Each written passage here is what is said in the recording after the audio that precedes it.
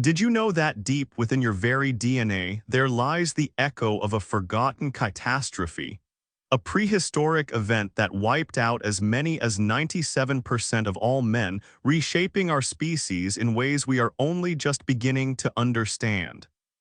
As Charles Darwin once said, "It is not the strongest of the species that survives, nor the most intelligent. It is the one most adaptable to change." This quote is profoundly fitting for our journey tonight on Secrets of the Ancients, where we will uncover a hidden chapter of human history that challenges everything we thought we knew about our ancestors' survival. Tonight, we journey into a murky era between 5000 and 7000 years ago, a time of a cataclysmic event that nearly erased half of humanity, the men. But this isn't just a dry retelling of facts. Think of me, your narrator, grappling with this alongside you. Was this a war of conquest or a tragic evolutionary accident? What does it reflect about the divisions in our modern society? And what lessons can we draw for our own fragile world? By adding my voice, my questions, my doubts, my storytelling, we are not merely copying history. We are critiquing it, commenting on it, and creating a new narrative that is both educational and transformative. Welcome to Secrets of the Ancients, where ancient mysteries awaken. All right, let's pull back the curtain. To truly understand the story I'm about to tell you, you have to forget history as you know it. Forget kings and empires, forget bronze and iron, forget even the written word. We have to go deeper to a time when history wasn't etched in stone but woven into the very fabric of our being. It wasn't recorded by scribes, it was recorded by survival. The evidence for this forgotten war, this great culling, comes from the most intimate place imaginable, the human genome. Think of your DNA as a library, an ancient, sprawling, impossibly complex library that contains the complete, unabridged story of you and of every ancestor who came before you, stretching back to the dawn of our species. Every volume in this library is a chapter in that story. Most of these volumes are shared by all of us, the common tales of being human. But there are two very special, very distinct sections in this library. One is the story of your mothers. It's called mitochondrial DNA or mtDNA. It's a beautiful, unbroken narrative passed down from a mother to all her children, but only her daughters can pass it on. It's a whisper chain through the ages, a matrilineal thread of pure, uninterrupted continuity. When we look at this story, this mtDNA record across thousands of men and women from all over the globe, it reads like a grand, flowing epic. There are twists and turns, migrations, new chapters beginning in new lands, but the river of maternal ancestry flows strong and wide. It's a story of resilience, of endurance. It's the story of Eve's daughters populating the earth. But then we turn to the other section of the library, a much smaller, more specific collection of books. This is the story of your fathers. It's the history etched onto the Y chromosome, the piece of genetic code that makes a man male. It is passed, like a sacred baton or a family name, directly from father to son and only to his sons. It's a chronicle of the patriarchs, a patrilineal saga. And when geneticists in the early 21st century finally learned how to read this story in detail, they expected it to mirror the maternal epic, a grand, branching tale of Adam's sons. Instead, they found a horror story. They found a chapter that had been almost entirely ripped out. Imagine a vast, ancient forest with millions of mighty trees, each representing a male lineage. Then, in a geological blink of an eye, something swept through this forest. It wasn't a wildfire, it wasn't a flood, it was something else. Something that, with chilling precision, felled 19 out of every 20 trees, leaving them to rot where they fell. It left the forest floor littered with the ghosts of what could have been. From the cataclysm, only a handful of trees, that fortunate 5%, survived to reseed the entire forest. This is not a metaphor, this is the data. sometime between 7,000 and 5,000 years ago, during a period we call the Neolithic, the diversity of the Y chromosome collapsed. It plummeted so catastrophically that the effective male population, the number of men passing on their genes, shrank to roughly 1/20th of its previous size. Let that sink in. A 95% reduction. For every 20 distinct paternal lineages that had existed and thrived for millennia before this point, only a single one on average made it through. Meanwhile, the female lineage, our mitochondrial DNA, tells us the women were fine. Not unscathed, certainly, their lives were undoubtedly thrown into chaos, but their population, their genetic diversity continued. There was no bottleneck, no great reaping. The river of mothers flowed on while the river of fathers was choked to a mere trickle. This shocking discrepancy, this statistical ghost, is what scientists now call the Neolithic Y-Chromosome Bottleneck. And when it was first discovered, it was a profound head-scratcher. It presented a riddle that defied all conventional explanations. The first, most obvious culprit for any ancient population crash is a natural disaster, a pandemic perhaps, a prehistoric plague of such virulence that it swept across continents. But that theory falls apart under the slightest scrutiny. No known pathogen, viral or bacterial, is so exquisitely selective that it kills 95% of one sex while leaving the other almost entirely untouched. Plagues are indiscriminate. They are terrifyingly democratic in their destruction. The Black Death didn't check for a Y chromosome before it claimed a victim. A plague would have been a tragedy for our species, yes, but it would have been an equal opportunity tragedy. This was not that. This was an assassination. So, if not plague, what about famine? What about a period of catastrophic climate change like the 8.2 kilojard event, which caused a sudden, sharp cooling across the northern hemisphere? This is a more tempting explanation. Perhaps the collapse of ecosystems made food so scarce that societies crumbled. In a hunter-gatherer or early agricultural model, men often bear the brunt of high-risk, high-energy activities like hunting big game or defending territory. Perhaps they were the first to starve. But again, the numbers just don't add up. A famine severe enough to wipe out 95% of the male population would have left the women and children in an equally desperate, if not worse, state. It would have left a scar on the entire human genome, not just the paternal line. While such hardships certainly occurred, they cannot, by themselves, account for the surgical precision of this event. The gender disparity is the smoking gun, and it points away from a crime of nature. It forces us to look in the mirror, to consider a crime of our own making. Science, when it exhausts all other possibilities, can lead us to very dark places. It forces us to confront the uncomfortable, the monstrous, the parts of our own story we'd rather leave buried.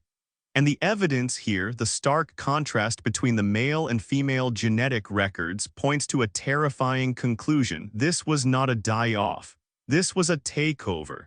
The bottleneck wasn't caused by something that killed men randomly. It was caused by a system where the vast majority of men were prevented from having children. How? How could such a thing happen on a continental, even global scale? We're left with two intertwined possibilities, both of which reveal a fundamental and violent transformation in human society. The first possibility is warfare. But not warfare as we might picture it from our history books, with clashing armies and waving banners. This would have been something more intimate, more brutal, and far more total.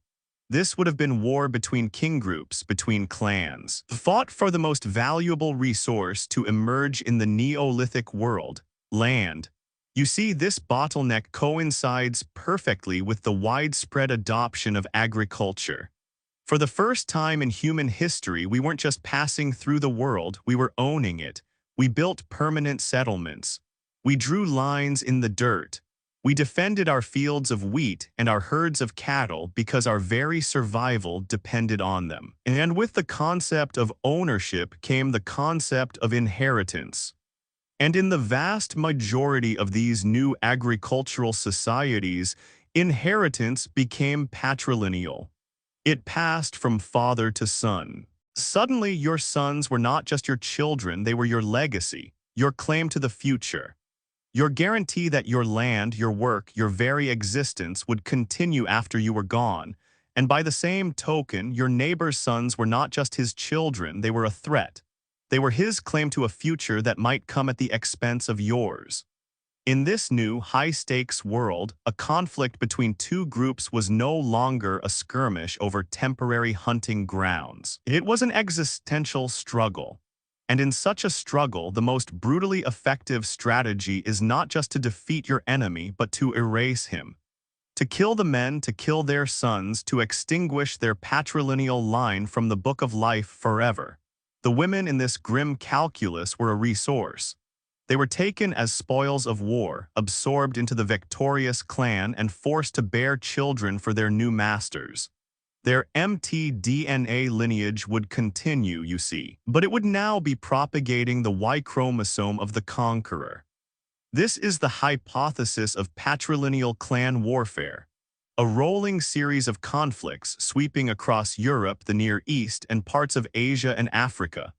A brutal, generation-spanning process of competition where victorious groups didn't just win battles, they won the entire game of evolution, writing their own paternal DNA into the future and deleting everyone else's. It's a prehistoric version of genocide, played out village by village, valley by valley for 1,000 years.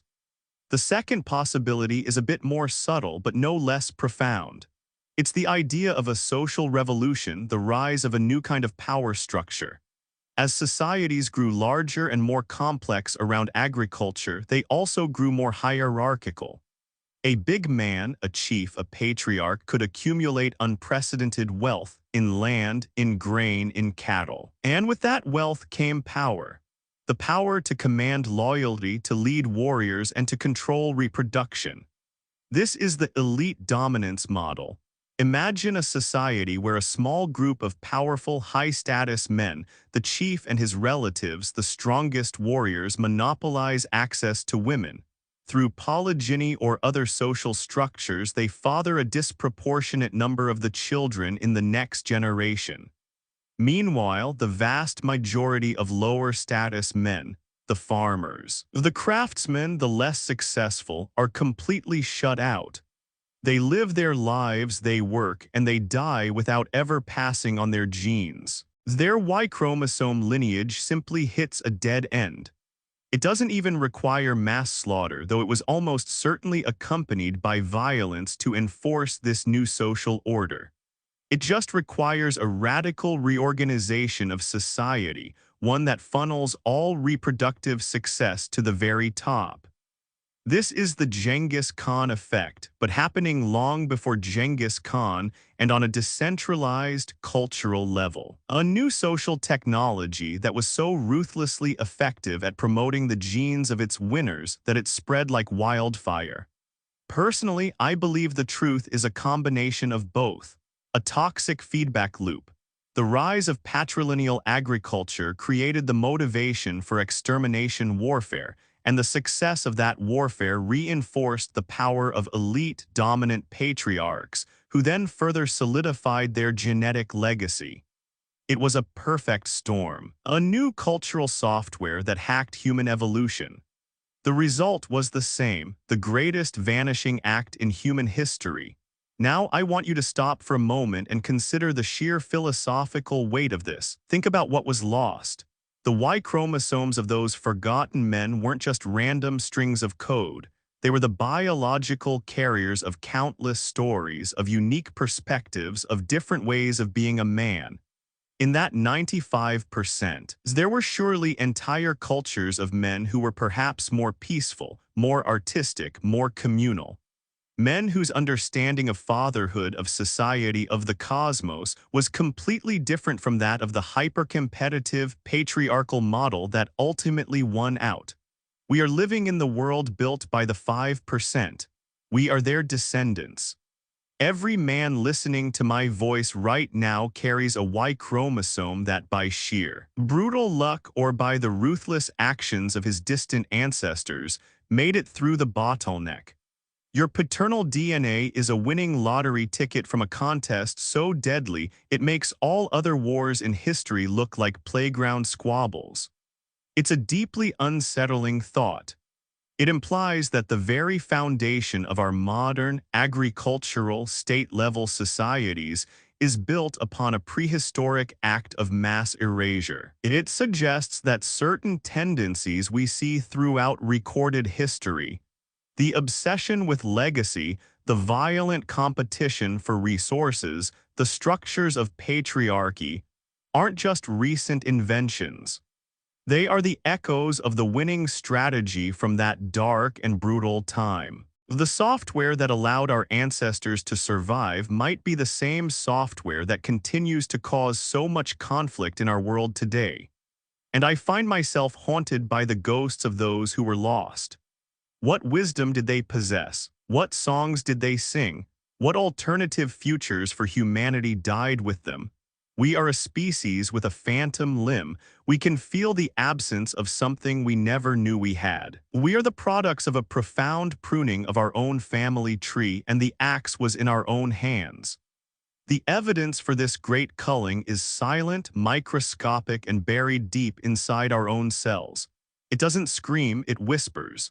But once you hear that whisper, once you understand the story it tells, you can never look at history or at yourself in the same way again. It's the foundational secret of the modern world hiding in plain sight. A chilling reminder that survival is not always pretty. Sometimes it is the grimmest story of all. If the story I told you before, the story of the vanishing Y chromosome, is the ghost, then what follows is the haunted house. Because a trauma of that magnitude, a culling that reshaped our very species, doesn't just happen in the abstract realm of genetics. It happens on the ground.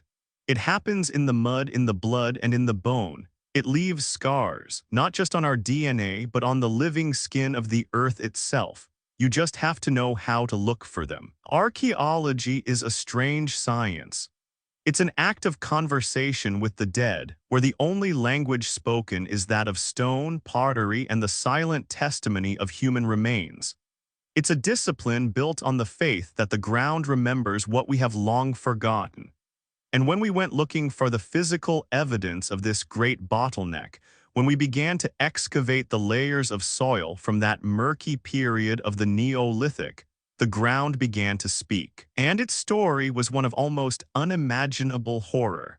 So I want you to imagine for a moment that you are no longer safe in your home. Transport yourself. Feel the cool, damp air of a river valley in what will one day be called Germany. The time is roughly 7,000 years ago. You are standing on a small hill overlooking the Neckar River. Below you, nestled in the fertile floodplain, is a settlement. It's not a city, not even a town. It's a small community, a cluster of enormous longhouses made of massive timber posts and thatched roofs. This is the world of the linear band-ceramic culture, or LBK for short. These are Europe's first true farmers. They are pioneers, a wave of people who have spread out from the southeast, bringing with them a revolutionary new technology, agriculture. They have wheat and barley, cattle and pigs. They have a deep connection to the land they have cleared and the homes they have built to last for generations. Their lives are governed by the rhythm of the seasons, the turning of the sun and moon. They craft beautiful, distinctive pottery decorated with incised linear bands, hence their name. They are people, people with hopes, fears, families, people who likely thought their world, their way of life was permanent. But permanence is an illusion. In the autumn of 1983, near the small German town of Talheim, construction workers were digging a trench for a water pipe. Their machines churned up the earth, and with it, they churned up something else. Bones, a lot of them. At first, they might have thought it was an old cemetery. But as archaeologists were called in and began the slow, painstaking process of clearing the soil, a picture emerged that was anything but a peaceful burial. There, in a single shallow pit, lay the tangled remains of 34 individuals. Let me say that again. 34 people thrown into a hole together like so much garbage. And as the scientists began their forensic analysis, the true nature of the scene became chillingly clear. These were not warriors fallen in a noble battle. The skeletons belonged to 16 children, 9 adult men and 7 adult women. The remaining 2 couldn't be identified. This was a community. This was, for all intents and purposes, an entire village, and they had been murdered systematically. The evidence was written on their skulls. 18 of the skulls showed clear signs of lethal trauma, and it was all terrifyingly similar. The fatal wounds were inflicted by the signature tool of the LBK people themselves. The adze, a sort of stone axe used for woodworking. The killers had used their own farming and building tools as weapons. The shape of the puncture wounds on the skulls was a perfect match for the polished stone blades found in LBK settlements all over the region. But it's the location of the wounds that tells the darkest part of the story. Almost all of them were on the back or the left side of the head. Think about what that means. A blow to the left side of the skull is most easily delivered by a right-handed attacker standing face to face. A blow to the back of the head means only one thing: the victim was running away. They were trying to flee. And then, perhaps the most damning piece of evidence of all is what they didn't find. Across these 34 skeletons, there was a near-total absence of defensive wounds. No shattered forearms from trying to block a blow. No broken finger bones, no parry fractures.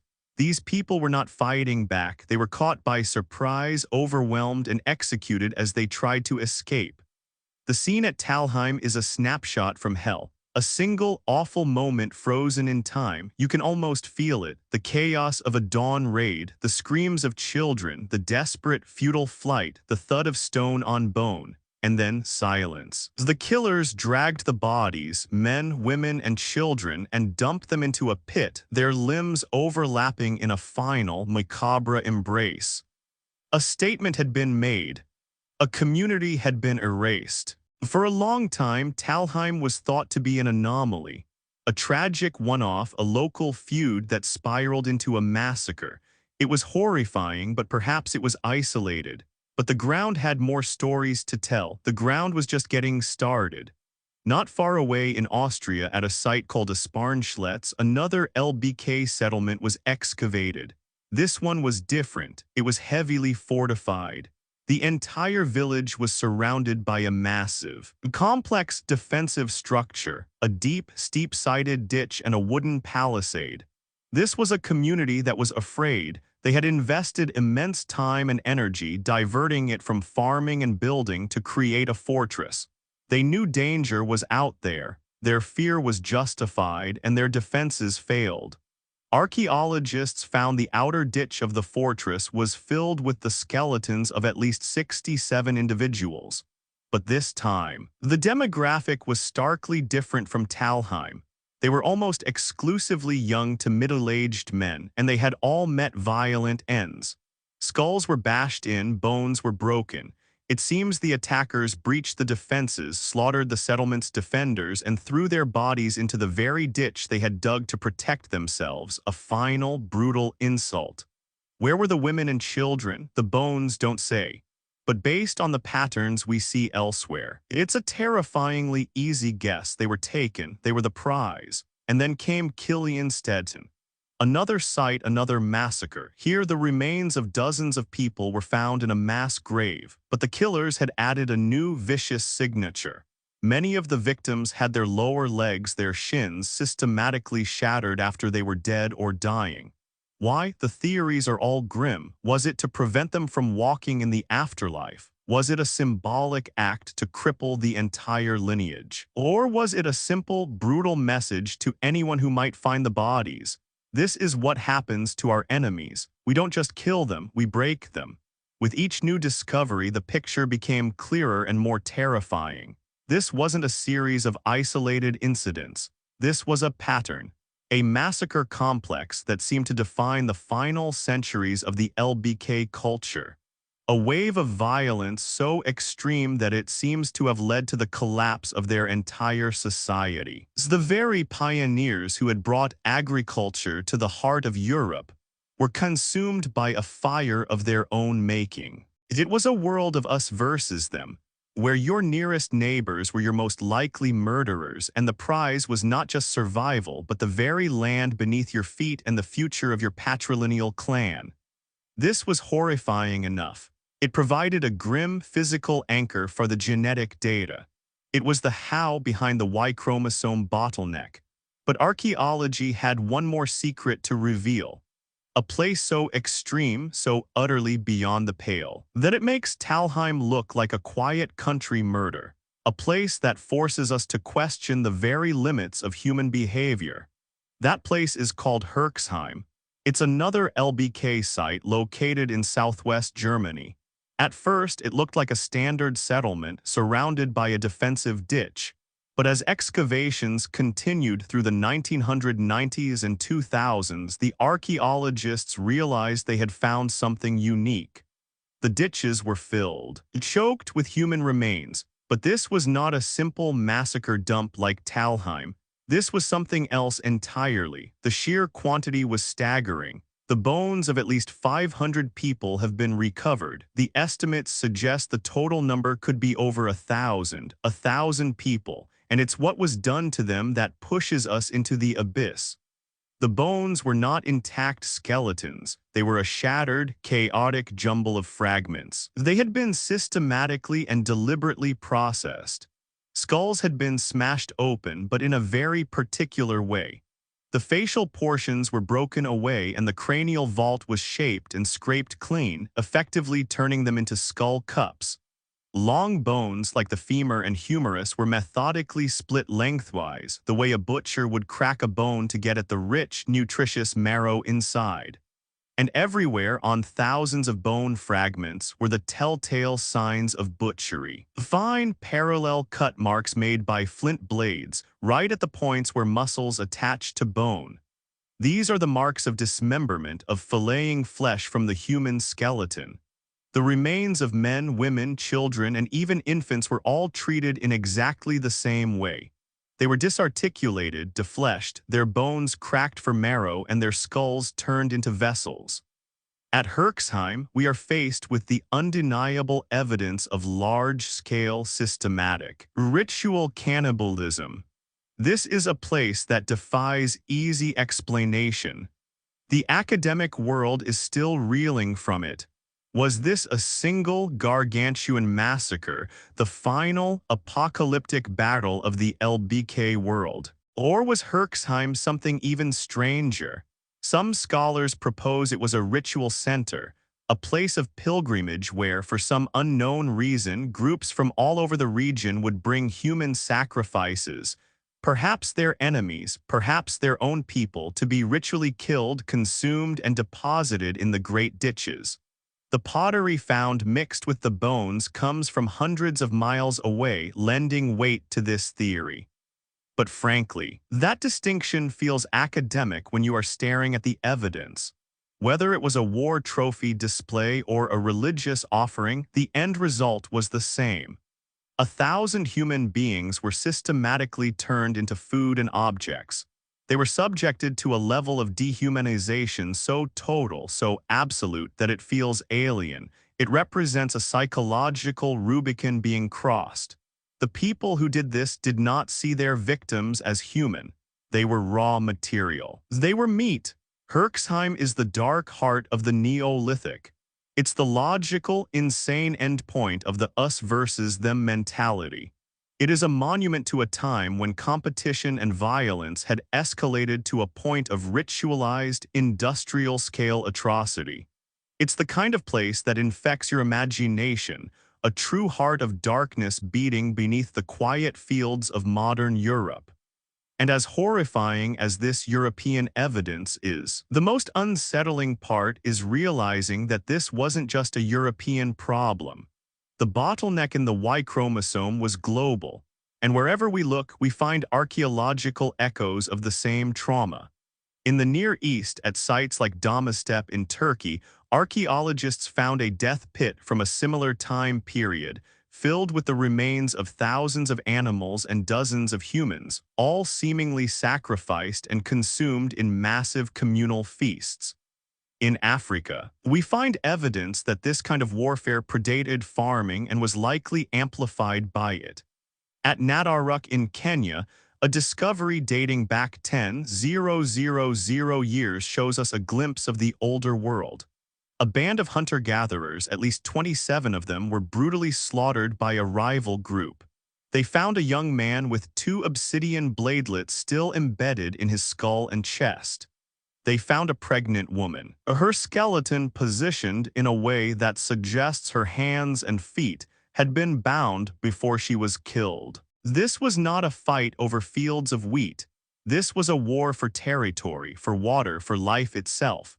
And it shows that the capacity for this kind of exterminatory violence was already there, waiting for the pressures of the Neolithic to pour gasoline on the fire. The bones are the witnesses. From the neat, terrifying rows of murdered families in Talheim to the mutilated defenders of Scherneck to the 1,000 dismembered souls of Herxheim, the earth has preserved the evidence. It has shown us the physical reality of the genetic ghost story. It shows us a world tearing itself apart. It wasn't an asteroid, it wasn't a plague, it wasn't an ice age, it was us. The greatest monster of the Neolithic period was the one that stared back from the reflection in a pool of water. The force that inflicted such widespread devastation, so specifically targeting men, was the explosive combination of new technology, the concept of ownership, and the timeless, brutal human instinct to protect one's own kin at any cost. The archaeological record is not just a collection of artifacts. It's a crime scene stretching across continents and millennia, and we are only just beginning to read its terrible indictment. So we have the body of evidence. We have the genetic ghost haunting our DNA, and we have the physical crime scenes scarred into the earth. We know a great culling happened. We've seen the bones, but the deepest, most troubling question remains. Why? What was the motive? What possessed our ancestors to turn on each other with such systematic, exterminatory fury? The answer isn't a person. It's not a single evil king or a bloodthirsty tribe. The villain of this story is an idea. It's an invention so profound, so utterly world-altering, that we are all still living in its shadow, for better and for worse. It was a revolution that promised humanity a future free from hunger and uncertainty. It promised a kind of paradise, but that promise was a lie. It was a serpent's gift, and it has been poisoning us ever since. I'm talking about the invention of agriculture. Now, that might sound strange. How can growing food be a curse? Agriculture is the foundation of our entire civilization. It's what allows us to have cities, art, science, the very screen you're watching this on. This is all true, but to understand the curse, you have to understand the world that it destroyed. You have to journey back to a mindset that is now almost completely alien to us. For millions of years, from the very dawn of our species, we were wanderers, hunter-gatherers. We lived in the world. Not on it. The concept of owning a piece of the earth would have been as absurd as owning the sky or the ocean. The world was a commons, a flowing, breathing entity that provided for all. Life was lived in the immediate present. You hunted or gathered your food for the day and you ate it. Wealth wasn't measured in possessions you had to carry on your back. It was measured in knowledge of animal trails, of medicinal plants, of water sources. It was measured in social bonds, in the strength of your kinship network. Life was hard, no doubt. It was dangerous. Starvation was a constant companion, but it was also in some fundamental ways freer. Groups were small, egalitarian. There were no kings, no priests, no tax collectors, because there was no surplus to hoard, no power structure to enforce. Your only boss was your own empty stomach. Conflict certainly existed, as the massacre at Nadaruk proved, but its scale was limited. You fought for immediate reasons, a personal slight, a temporary hunting ground. You didn't fight for a future you couldn't even conceive of. You didn't fight for an inheritance.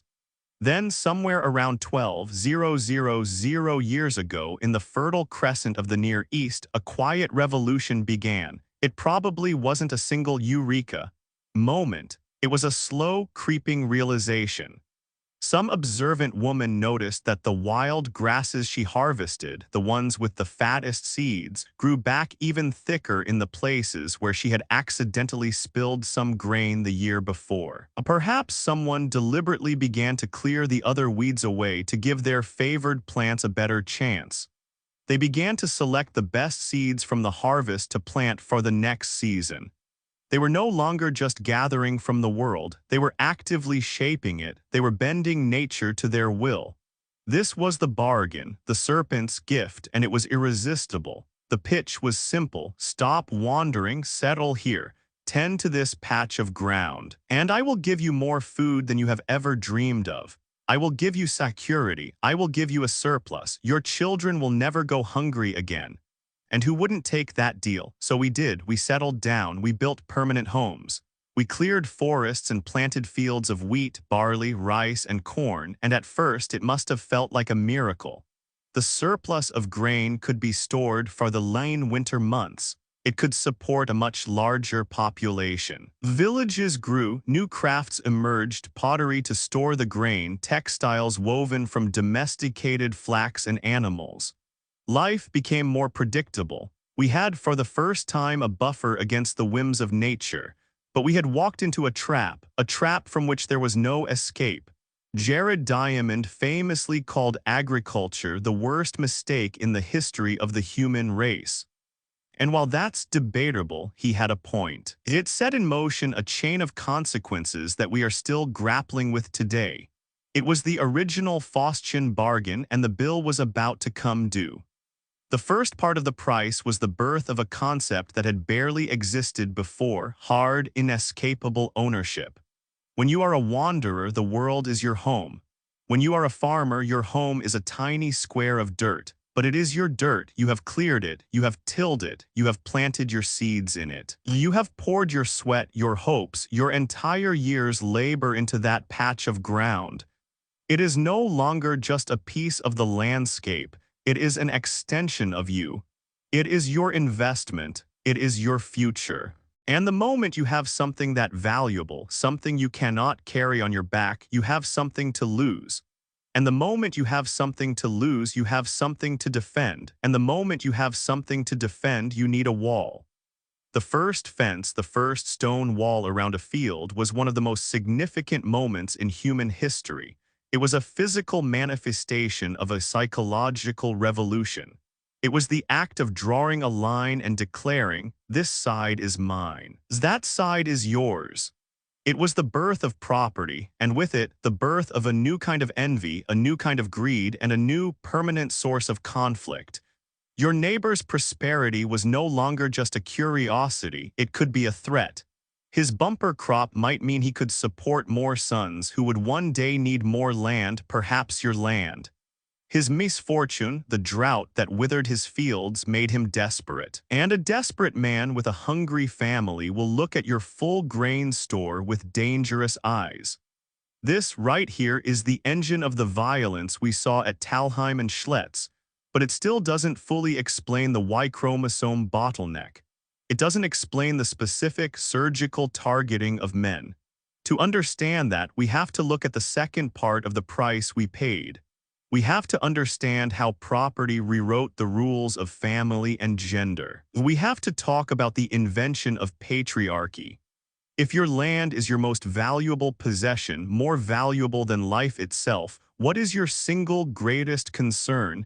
It's ensuring that it stays in your family after you die. It's about inheritance. So how do you pass it on? In a world of newfound uncertainty about paternity, a consequence of larger, settled communities, the only way to be absolutely sure your legacy passes through your own bloodline is to pass it down the male line. From father to son, patrilineal descent. The son becomes the vessel for the family's future. He is the inheritor. He is the anchor that secures your family's claim to that sacred piece of earth for another generation. His existence validates yours. And this single idea, this logic of patrilineal inheritance, changed everything. It created a hierarchy of value within the family. Sons became essential assets. Daughters, who would marry into other clans and work other men's land, became, in a cold economic sense, liabilities. And it created the brutal calculus of Neolithic warfare. As if you are at war with a neighboring clan, what is your ultimate objective? It's not just to win the battle, it's to win the future. It's to take their land and ensure they can never, ever take it back. And how do you do that? You don't just kill the men, you kill their sons. You erase their entire line of inheritance. You wipe their Y-chromosome from the face of the earth. You commit, for lack of a better word, gendercide. You kill the patriline, the women. The women are a different story. In this new, brutal worldview, they become part of the spoils of war. They are valuable commodities capable of producing labor and, more importantly, producing children. They are assimilated into the victor's clan, forced to bear sons for their new masters. Their mitochondrial DNA continues, but it now serves to propagate the Y-chromosome of their conquerors. This is the horrifying, perfect explanation for the genetic data. It's the story of men being targeted for annihilation and women being targeted for assimilation. Let me make this real for you. Let's go back to that story I mentioned, the story of Karg and Thorn, inspired by the grim evidence at Talheim. Imagine Karg. He's a patriarch in his prime. His village is blessed. The soil by the river is rich and black, and his fields of einkorn wheat stand tall and golden. His cattle are fat. His longhouse is strong. Filled with the noise of his sons and grandsons, he is a man who has mastered the new world. He feels secure, proud. He thanks the sky gods for his good fortune and sleeps soundly at night. A day's walk away over the ridge lives Thorn. Thorn is also a patriarch, but the gods have not been so kind to him. His patch of land is rocky, the soil thin. For 2 seasons the rains have been poor. His crops are stunted and withered. His cattle are gaunt. The faces of his children are pinched with hunger. He hears the laughter from Karg's village carried on the wind, and it sounds like a mockery.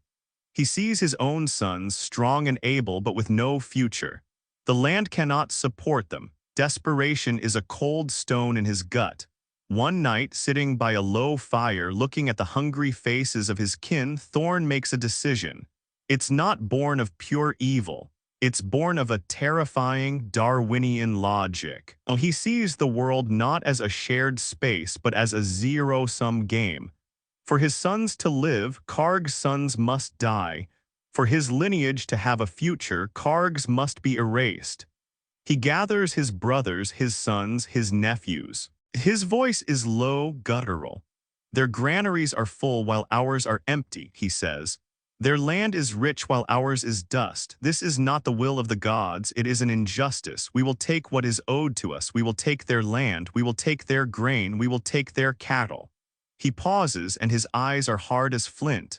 We kill every man. We kill every boy old enough to lift a spear. We leave no root of them in the ground to grow back and seek revenge. The women will be ours. They will bear us new sons, strong sons on that rich land. The attack comes at dawn, shrouded in mist rising from the river. Karg's people, complacent in their prosperity, are caught completely by surprise. It's a slaughter. Karg fights bravely but is overwhelmed, his skull crushed by an adze identical to the one in his own workshop. His sons are cut down as they rush out of the longhouse. His grandsons are murdered. The men of Thorn's clan move with a terrifying efficiency, their actions driven by a cold, simple plan. By the time the sun is high in the sky, it's over. The village is silent save for the weeping of the women who are being rounded up. Thorn stands on the edge of Karg's golden field. He is no longer Thorn the failure. He is Thorn the conqueror. He has not just secured food for the winter. He has secured a dynasty. His Y-chromosome will now flourish on this land. Kargs has been utterly and permanently deleted from the story of humanity. This story, or 1,000 variations of it, is the story of the Neolithic Revolution. It is the curse. The security of agriculture came at the price of total war, and that was not the only price. The crowded, permanent villages where people lived side by side with their own waste and their domesticated animals became a paradise for pathogens. New diseases, jumping from cattle and pigs to humans, swept through these communities in waves. The skeletons of these first farmers show evidence of lives filled with hardship. They were often shorter than their hunter-gatherer ancestors. Their teeth were riddled with cavities from the high-carbohydrate grain diet. They suffered from anemia, a consequence of iron deficiency. They worked harder for longer hours than their wandering cousins, trapped in the endless back-breaking cycle of planting and harvesting. And society itself became sick. The surplus of grain, the foundation of this new world, was never shared equally. It gave rise to a new class of people, the elites, the chiefs, the priests, those who controlled the granaries and by extension controlled the people. It was the birth of social stratification, of the haves and the have-nots, of power and oppression. We traded the freedom of the commons for the security of the cage. The Neolithic Revolution gave us everything we have, and it took everything we were. It gave us civilization, but it was a civilization founded on property, patriarchy, and war. It taught us to divide the world into us and them, and to believe that the survival of us depended on the annihilation of them. The violence that we see in the archaeological record wasn't an aberration from the agricultural project. It was an essential, logical, and horrific feature of it. It was the price of the serpent's gift. It was the revolution's curse, written in blood and bone. It's easy to get lost in the dark forests of Neolithic Europe. It's easy to let the mind dwell on the horrors of Talheim and the chilling, industrial-scale nightmare of Herxheim, and to imagine that this was a uniquely European madness, a localized sickness born of the pressures of a new world. But to do so is to miss the terrifying, breathtaking scale of the story. It is to stare at a single, blood-soaked tree and miss the fact that the entire global forest was on fire. The Y-chromosome bottleneck, that ghostly echo in our DNA, was not a regional phenomenon.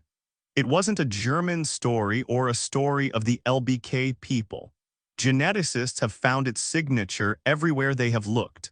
From the river valleys of Asia to the savannas of Africa, the same grim pattern emerges.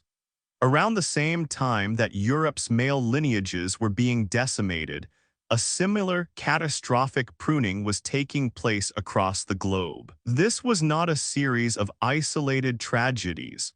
This was a pandemic of a different sort, not of disease, but of a revolutionary and violent new way of life. It was a planetary restructuring, and its aftershocks created the world we now inhabit. To see it, we must leave Europe behind and travel east toward the rising sun. We travel to another great cradle of civilization, a world that rose and fell in spectacular fashion, leaving behind mysteries that still puzzle us today. We travel to the valley of the Indus River in modern-day Pakistan and India. Here, beginning around 5000 years ago, contemporaneous with the chaos in Europe, the Harappan civilization blossomed. And what a civilization it was! The sheer scale and sophistication of their cities, like Mohenjo-Daro and Harappa, are stunning even by today's standards. These were meticulously planned urban centers, with grid-like streets, advanced water management, and the world's first known urban sanitation systems. They had a uniform system of weights and measures, and their trade networks stretched for thousands of miles from Mesopotamia to the mountains of Afghanistan. And there is a strange, almost eerie quality to these cities. For a long time, archaeologists were struck by the apparent lack of overt military structures. No grand palaces for warrior kings. No monumental temples dedicated to gods of war. Compared to their contemporaries in Egypt and Mesopotamia, the early Harappan society seemed almost peaceful. They seemed to be a civilization run by merchants and engineers, not by soldiers. An urban dream of order and prosperity. But the genes tell a different story. The same devastating Y-chromosome bottleneck that we see in Europe is present in the DNA of South Asia. The same dramatic reduction in male diversity, the same story of a few paternal lineages explosively replacing a multitude of others, played out here as well. The peaceful, orderly veneer of the Harappan cities masks a period of profound demographic upheaval. So what happened? What shattered this Indus Valley dream? The answer is complex, a puzzle made more difficult by the fact that we still cannot read their script. But the clues point to a classic recurring theme in human history, the collision of two fundamentally different ways of life. The settled world versus the mobile world. Let's imagine a man named Rajan. He is not a simple farmer like Karg. He is a high-status citizen of a bustling city on the banks of the Indus. He is perhaps a master engineer who oversees the complex irrigation canals that feed the city's vast fields of wheat and barley, or a merchant whose caravans of bullock carts trade fine pottery and carnelian beads for copper and lapis lazuli. His world is one of order, predictability, and shared civic identity. His lineage has managed the flow of water and grain in this valley for generations. His identity is tied to this place, to the very bricks of the city. But his world is beginning to feel pressure from the outside. From the arid, windswept highlands to the north and west, new groups of people are appearing. They are not city dwellers. They are nomads, pastoralists. They move with their herds of cattle and horses. They have no cities to defend, no fields to sow. Their wealth is mobile, their culture is martial, and their society is organized into fiercely competitive, patrilineal clans led by warrior chiefs. They are a people of the horse and the spoken word, their hymns praising gods of storm and war.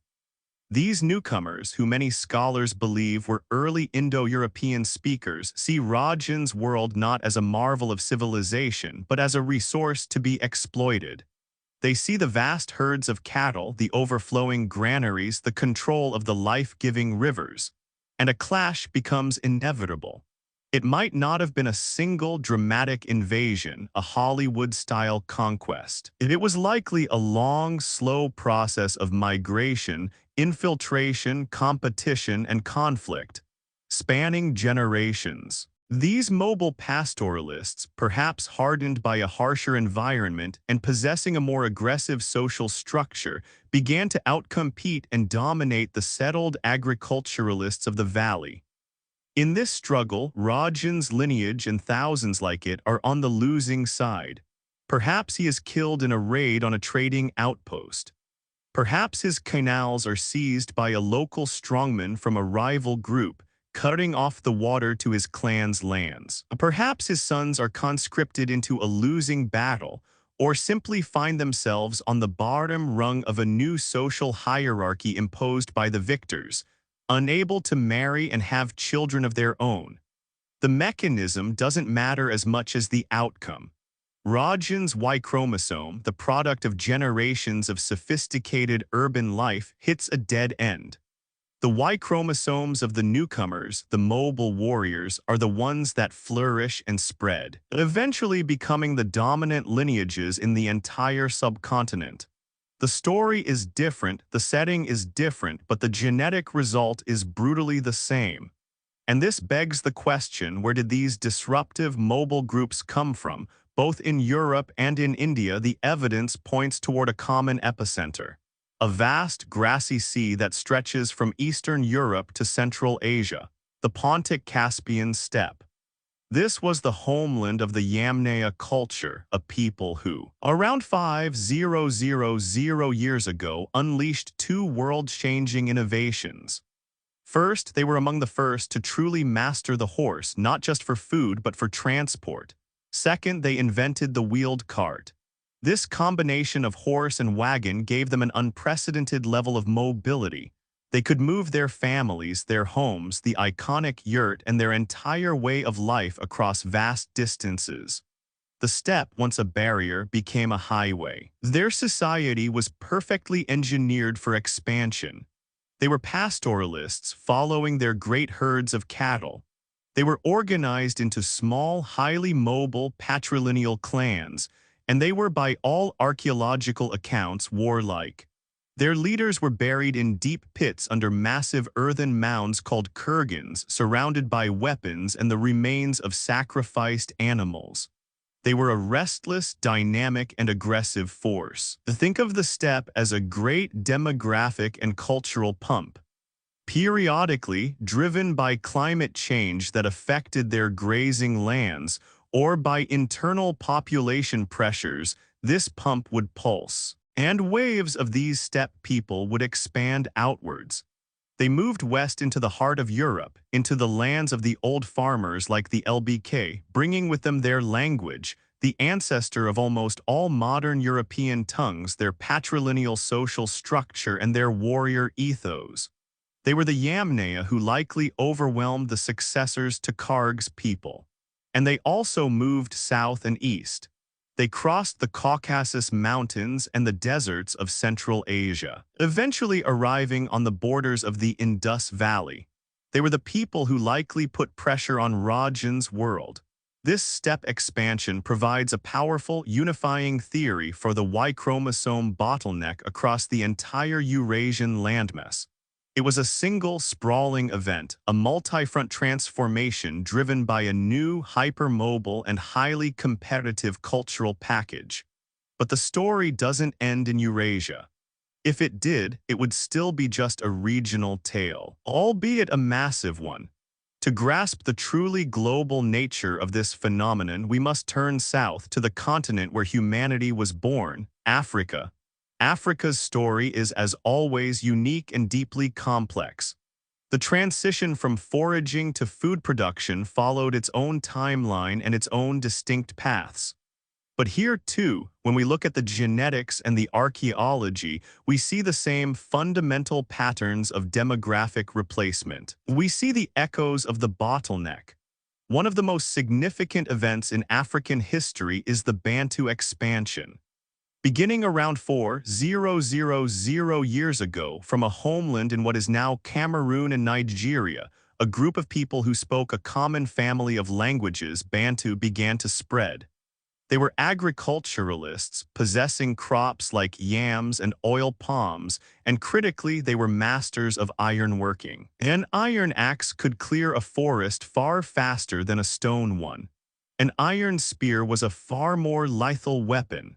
Over the next few thousand years, in one of the most remarkable migrations in human history, Bantu-speaking farmers expanded south and east, eventually populating almost all of subequatorial Africa. But the lands they entered were not empty. They were home to ancient populations of hunter-gatherers, the people whose ancestors had lived there for tens of thousands of years. Now, let's imagine our third man. His name is Mosi. He is not a farmer or a city dweller. He is a forager, a man of the deep forest or the open savanna. His people have an intimate, encyclopedic knowledge of this land. They know every animal track, every edible root, every source of water. Their worldview is not based on ownership, but on a custodial relationship with a world that provides for them. They live in small, mobile, egalitarian bands, just as our common ancestors did for millions of years. Then one day, new people arrive in his territory. They are the Bantu farmers. They look different, they speak a language he cannot understand, and they carry strange, powerful tools of a black metal that shines, and they begin to change the world. They cut down the forests that Mosi depends on to hunt, replacing them with fields of their strange plants. Their villages are larger, their populations denser. They see the land not as a provider to be respected, but as a resource to be tamed and possessed. The clash is not one of armies on a battlefield. It is a slow, inexorable demographic struggle. Mosey's people are pushed into more and more marginal lands. The game they hunt becomes scarce. The resources they rely on disappear. There may be moments of violent conflict, a dispute over a waterhole, a raid on a foraging camp, but the primary weapon of the newcomers is their sheer number and their transformative way of life. Mosey watches as his world shrinks. He watches as his children grow thin. He sees some of his people give up their old ways, marrying into the farming villages, their language and culture slowly dissolving into the larger, more dominant group. Eventually, Mosey's clan, which had survived in this land since time immemorial, simply fades away. They are outcompeted, displaced, and absorbed. And with them, their Y-chromosome lineage also vanishes, replaced by the rapidly expanding lineages of the Bantu agriculturalists. This story of Mosey, the story of the displacement of hunter-gatherers by farmers, is another crucial piece of the global puzzle. It happened in Africa with the Bantu expansion. It happened in Southeast Asia with the spread of rice farmers. It happened in the Americas thousands of years later. It is a fundamental pattern of the Neolithic revolution. So what we are looking at is not 100 different stories, but one big story with 3 major acts. In one act, you have farmer-on-farmer violence, driven by the new logic of land, property, and patrilineal inheritance. This is the story of Karg and Thorn in Europe. In another act, you have the clash of lifestyles, the collision of mobile pastoralists with settled agriculturalists. This is the story of Rajan and the steppe warriors in Asia. And in the third act, you have the slow, inexorable displacement of the world's last hunter-gatherers by the unstoppable wave of food producers. This is the story of Mosey in Africa. The details are different, the actors change, the climates and landscapes are unique, but the outcome, written in the deep, shared grammar of our DNA, is hauntingly the same. A catastrophic reduction in male genetic diversity. A world remade by a handful of winning lineages. This was the true price of civilization. A price paid on every continent, a debt that connects every man alive today, whether he knows it or not, back to a turbulent, violent, and foundational transformation that remade our species. We have followed the breadcrumbs. We started with a whisper in our own blood, a statistical ghost in the genetic code that told us a vast majority of our forefathers vanished. That ghostly whisper led us to their graves, to the cold, hard evidence of their violent end etched in bone and buried in the earth across the ancient world. We then unearthed the motive, not in the heart of a single man, but in the very idea that changed the world, agriculture, and the curse of ownership and inheritance that it unleashed. Scene 4. And finally, we lifted our gaze to see that this was not a local story, but a planetary phenomenon, a single, sprawling tragedy with many acts. We have assembled the puzzle pieces. And now we must do what all investigators must do when the evidence is on the table. We must step back, look at the whole terrifying picture, and try to build a coherent theory of the case. We must enter the hall of mirrors, where different theories reflect different parts of the truth, and try to find the one path that leads to the heart of it all. This is the great academic debate, the intellectual struggle to name the demon that so nearly broke our species. As we discussed the simplest explanations, a natural disaster, a gender-specific plague, they just don't hold water. The evidence, particularly the stark discrepancy between the male and female genetic lines, argues powerfully against them. They are explanations born of a desire for a blameless universe, a cosmos where such horrors are an act of God or nature, not an act of man. But the evidence does not permit us this comfort. We must look for the killer in our own reflection. When we turn to human-made causes, the theories branch into 2 main schools of thought. They aren't necessarily mutually exclusive, but they emphasize different aspects of the catastrophe. The first school of thought focuses on social selection. It argues that the primary driver of the bottleneck wasn't necessarily mass killing, but a radical social reorganization that concentrated reproductive success into the hands of a very small number of elite men. Think of it as a new kind of social pyramid. For millennia, the pyramid of human society was relatively flat. But with the surplus of wealth generated by agriculture, it became steep and steepened rapidly. In this model, a big man, a powerful clan chief, a patriarch who controlled the best land, the biggest herds, and the largest grain stores, could command immense power. He could afford to support multiple wives, concubines, and their children. His sons, in turn, would inherit his wealth and status, and they too would have a much greater chance of reproducing successfully. This is the theory of elite polygyny. Meanwhile, the vast majority of men at the bottom of this new pyramid, the men with small plots of land, the landless laborers, the unsuccessful warriors, found themselves shut out of the reproductive game entirely. In a world where women may have also been a limited resource due to the dangers of childbirth or other factors, these lower-status men simply couldn't compete. They lived, they worked, and they died without leaving any sons. Their Y-chromosome lineages winked out of existence, not necessarily with a bang, but with the whimper of their last childless breath. Over generations, this intense reproductive skew could, mathematically, create the massive bottleneck we see in the genetic record. The rich in genes got richer and the poor were erased from the book of life. A more subtle and darker version of this theory even suggests a demographic death spiral initiated by practices like female infanticide. If in this new patriarchal world, sons were valued far more than daughters, it could have led to a skewed sex ratio with far more men than women. This would create a hyper-competitive marriage market where only the most powerful and aggressive men could secure partners, and violence between men would become an everyday feature of life. These social selection theories are compelling. They are elegant.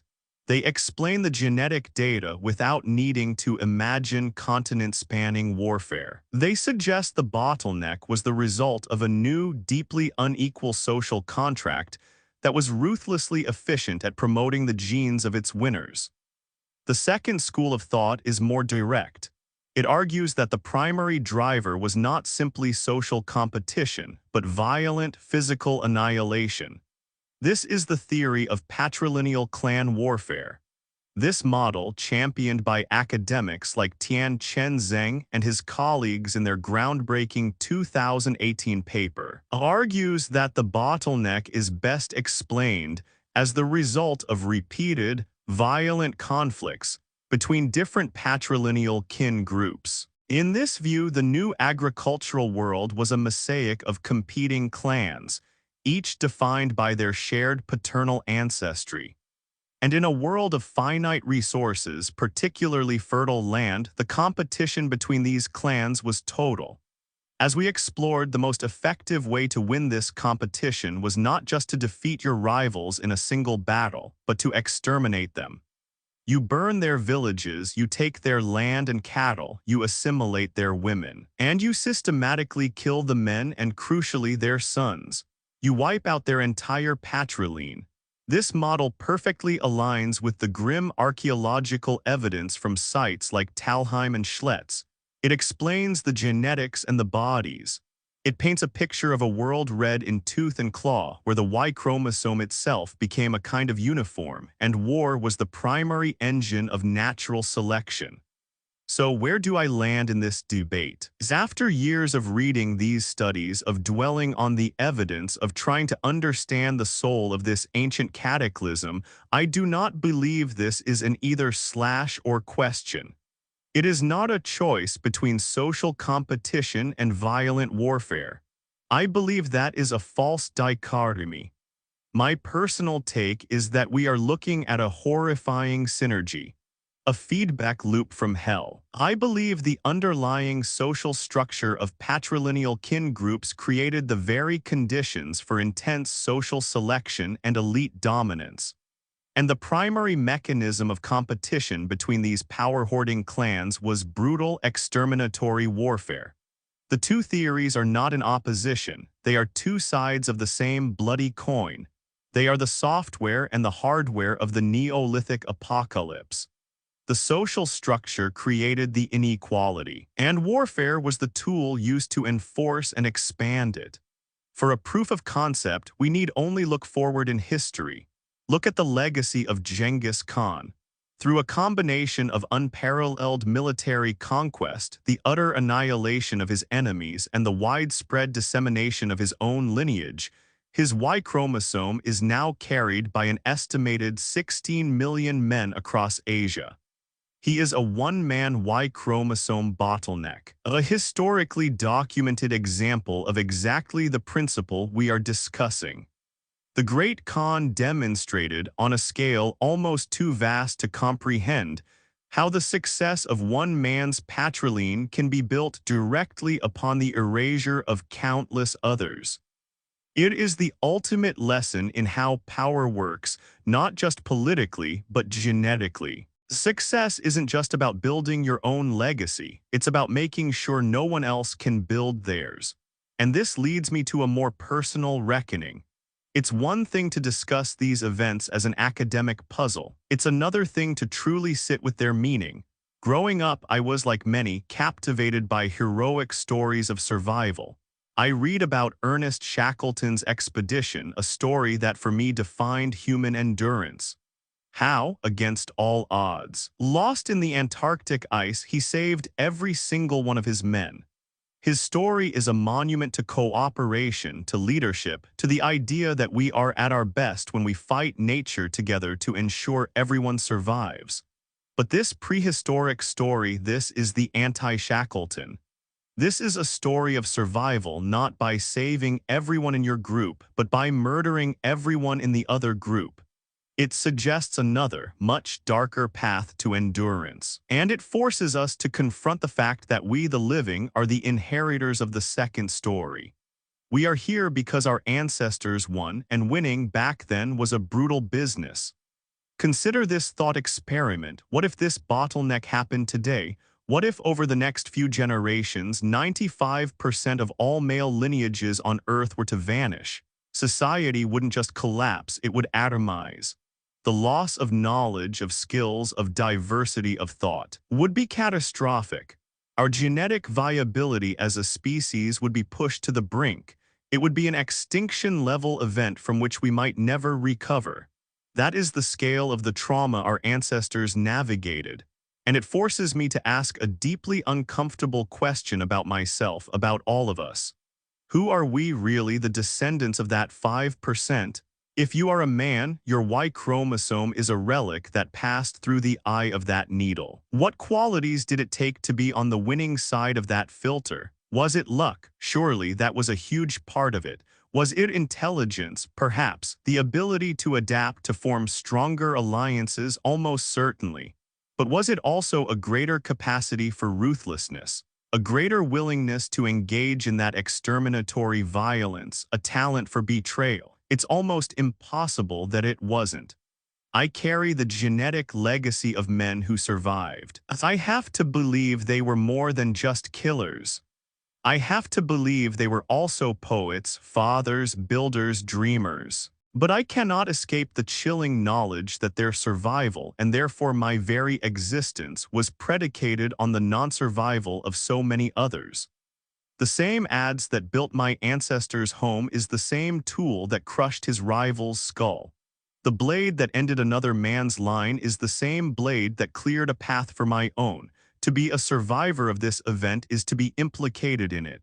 It's a heavy, unasked-for inheritance.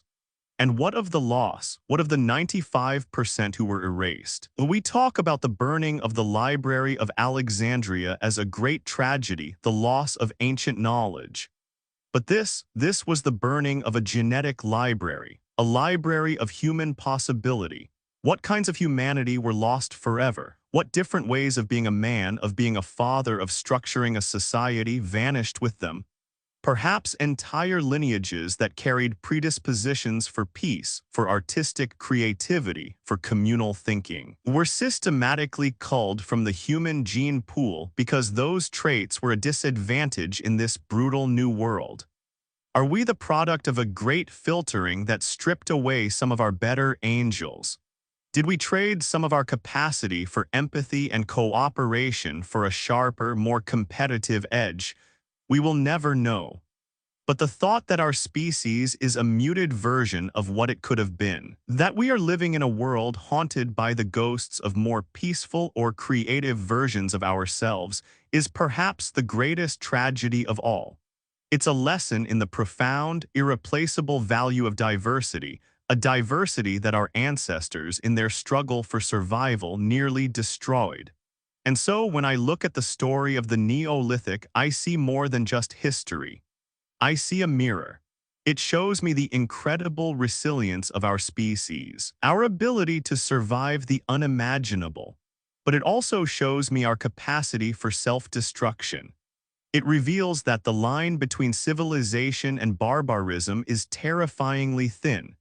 It tells me that many of the instincts and social structures that we wrestle with today, our tribalism, our conflicts over resources, the shadows of patriarchy, are not new problems. They are ancient wounds, scars left over from the violent birth of the modern world. A birth that we all, in some small way, carry within us. We are all the children of the bottleneck. And before we can truly understand who we are, we must have the courage to stand at the edge of that abyss and listen to the echoes. It is a comforting thought, a common platitude, to say that the past is the past. We treat it like a foreign country, a place of strange customs and forgotten languages, sealed off from our modern world by the impenetrable border of time. We look back at the stories we've just explored, the genetic bottleneck, the massacre pits, the rise of the first warlords, and we see them as artifacts, as relics from a species that is no longer us. We tell ourselves that was then. This is now, we have evolved, we are civilized. But this is perhaps the greatest illusion we maintain. The past is not dead. As William Faulkner wrote, it's not even past. It doesn't just influence the present, it inhabits it. It is the invisible architecture of our societies, the silent, humming operating system running in the background of our lives. We may have updated the hardware with smartphones and spacecraft, but the foundational code, the deep programming that was written during that violent, transformative Neolithic dawn, is still executing. And if you learn how to look, if you learn how to listen, you can see its echoes everywhere. It is not a faint whisper from a distant time. It is a roar that shapes our headlines, our relationships, our deepest anxieties, and our greatest conflicts. The bottleneck didn't just prune the human family tree. It laid the very foundations of the world we woke up in this morning.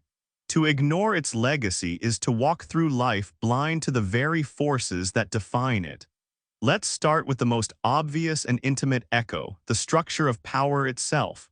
Think about the concepts that we take for granted as the bedrock of society: property, inheritance, legacy. These are not timeless, universal truths. They are ideas that were forged in the crucible of the agricultural revolution. The desperate desire of that first farmer to pass his land, his investment of sweat and blood, onto his son is the very seed from which our entire economic and legal system has grown. Every time you read about a family dynasty, a corporate empire passed down from one generation to the next, you are seeing a modern, high-tech version of Carg's Longhouse and Fields. The language has changed from land to stock portfolios and intellectual property, but the underlying principle is identical. The consolidation and transfer of wealth and power through a designated bloodline. The great legal battles over inheritance. The complex trusts and wills designed to preserve a family fortune are a direct echo of that Neolithic farmer's desperate calculus to secure his legacy against the chaos of the world. It's the same impulse, just played out by lawyers in boardrooms instead of warriors in muddy fields. And this structure, born of a need to control property, brought with it the most enduring and damaging echo of all: patriarchy. The system that elevated the son as the essential vessel of the future simultaneously and necessarily demoted the daughter. The social order that was so ruthlessly successful during the bottleneck, a social order of male dominance, female assimilation, and patrilineal control, became the default template for civilization for the next 7,000 years. The long, arduous, and still unfinished struggle for women's rights is, in a very real sense, a struggle against the ghost of the Neolithic. The fight for women to own property in their own name, that is a direct challenge to a system designed to keep land within the male line.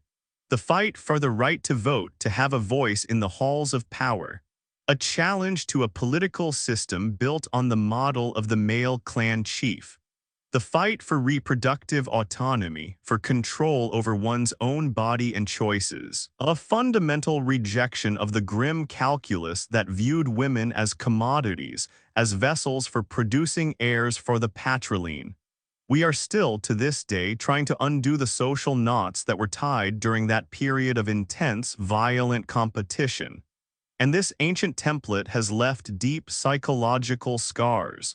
We speak today of toxic masculinity, but perhaps we fail to appreciate its ancient vintage. What is it, really, but the cultural residue of an era when the most evolutionarily successful form of masculinity was, by necessity, the most dominant, the most aggressive, and the most controlling? For millennia, the models of manhood that were celebrated were those of the warrior, the conqueror, the patriarch. We are only now, in a world that desperately needs cooperation and empathy, beginning the difficult work of imagining and building new forms of masculinity. The forms that are not beholden to that ancient, brutal blueprint of the victor. The echo, however, does not stop at our social structures. It rings loudest in the sounds of our modern conflicts. Turn on the news on any given day. What do you see? You see nations competing for resources. You see wars, skirmishes, and tense diplomatic standoffs over oil fields, gas pipelines, mineral rights, and access to fresh water. Now substitute oil for arable land and a freshwater aquifer for a river. It is the exact same conflict that drove Thorne to murder Karg. The scale has become global, the weapons infinitely more destructive, but the underlying logic is identical. It is a zero-sum game, a belief that for us to be secure and prosperous, we must control the resources, even if it means taking them from them. Our modern geopolitics is in many ways just Neolithic clan warfare with better technology and public relations departments. We draw lines on maps, we call them borders, and we treat them with the same life-or-death sanctity that a Neolithic farmer treated the stone wall around his field. We form alliances, military and economic, that are just larger, more complex versions of king groups. And we engage in the same us versus them thinking that fueled the ancient massacres. Listen to the language of a modern demagogue. Listen to how they stir up fear of the immigrant, the foreign power, the person who prays to a different god or has a different color of skin. They are pushing a button that was hardwired into our psyches during the bottleneck. They are tapping into the ancient, primal fear of the other, of the rival clan that is coming to take your land and destroy your way of life. This instinct to cling to our tribe and demonize outsiders was a winning survival strategy 7,000 years ago. Today, in a globally interconnected world armed with nuclear weapons, that same instinct is a recipe for our own extinction. The echo of the Neolithic is not just in how we treat each other.